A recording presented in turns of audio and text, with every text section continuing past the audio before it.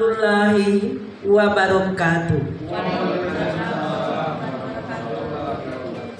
Selamat siang, salam sejahtera buat kita semua.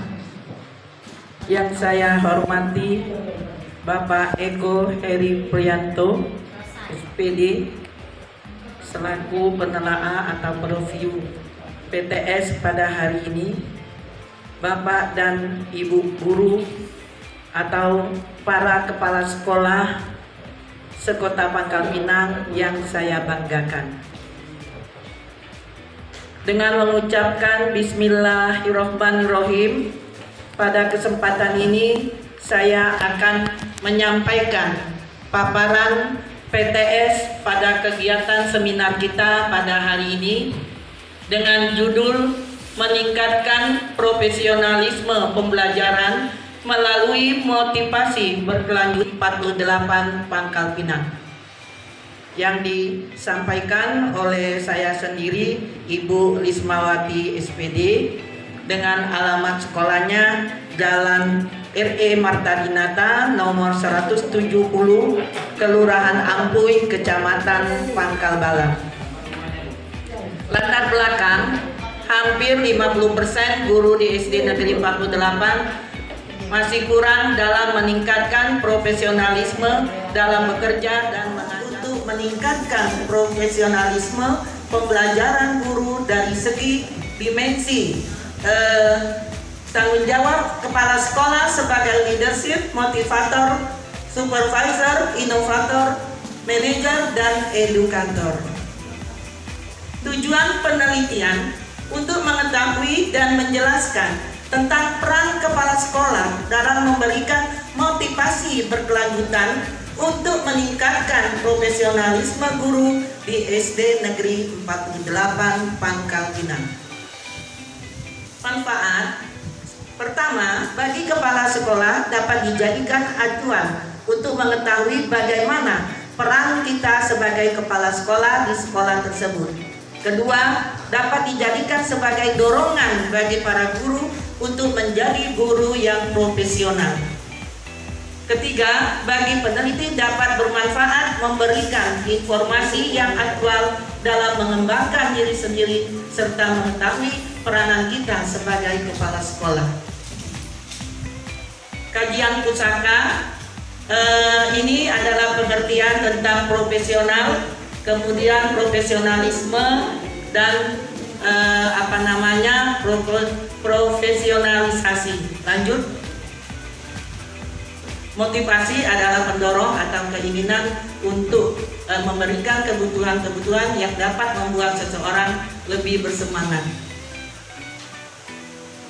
Metodologi penelitian, tempat dan waktu penelitian yaitu di SD Negeri 48 yang sudah saya jelaskan tadi. Subjeknya kurang lebih ada 15 orang guru. Kemudian metode penelitiannya adalah deskriptif kuantitatif. Lanjut, teknik analisa melalui data observasi dan pengumpulan data. Prosedur penelitian ini lanjut, ya, ada kegiatan perencanaannya, kemudian instrumen melakukan tindakan siklus pertama refleksi dan yang kedua juga sama. Pelaksanaan siklus pertama tadi sudah saya jelaskan, ada perencanaannya, pelaksanaan, observasi, dan refleksi. Begitu juga pada siklus kedua.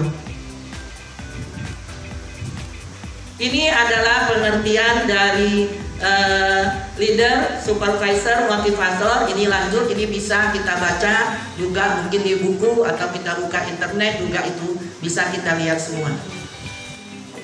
Hasil penelitian dari siklus pertama, ya, sebagai leader itu ada 11, kemudian sebagai supervisor ada 7, motivator 9, dan peran kita sebagai inovator itu ada 8 orang, kemudian peran kita sebagai manajer itu 10, dan peran kita sebagai edukator itu ada 7.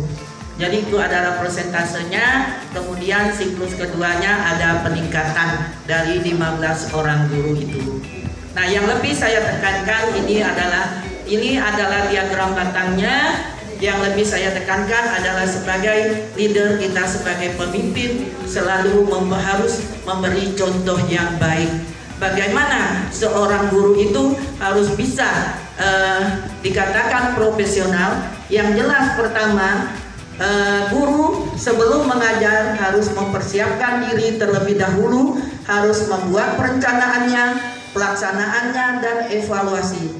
Tetapi di sini yang terpenting apalagi pada kurikulum 13 itu adalah penerapan karakter. Nah, kita sebagai pemimpin harus memberi contoh. Salah satu biasanya di sekolah itu beragam. Ada, kalau di SD Negeri 48 ini Pak Eko ya, ada 5 orang yang baru lulus CPNS, guru kelasnya. Kemudian ada 3 orang yang hampir pensiun. Nah, ada lagi yang 5 orangnya honorer. Jadi beragam. Nah, disitulah kita sebagai leader pemimpin bagaimana merangkum mereka semua agar mereka itu melaksanakan tugasnya dengan ikhlas. Kesimpulan, peran kepala sekolah sebagai leadership dapat menentukan dan menjalankan kebijakan pendidikan berada pada kategori yang cukup baik. Kemudian peran kepala sekolah dalam rangka meningkatkan profesionalisme guru dapat dikatakan sangat baik, terbukti pada pengembangan siklus pertama dan kedua kelas, sehingga kita tahu bagaimana pengembangan profesionalisme seorang guru ketika mengajar di kelas. Karena kita mengharapkan, jadikanlah mudah-mudahan kedepannya kita semua bersemangat dan lebih baik lagi. Kurang lebihnya saya mohon maaf dalam penyampaian saya akhiri. Wassalamualaikum warahmatullahi wabarakatuh.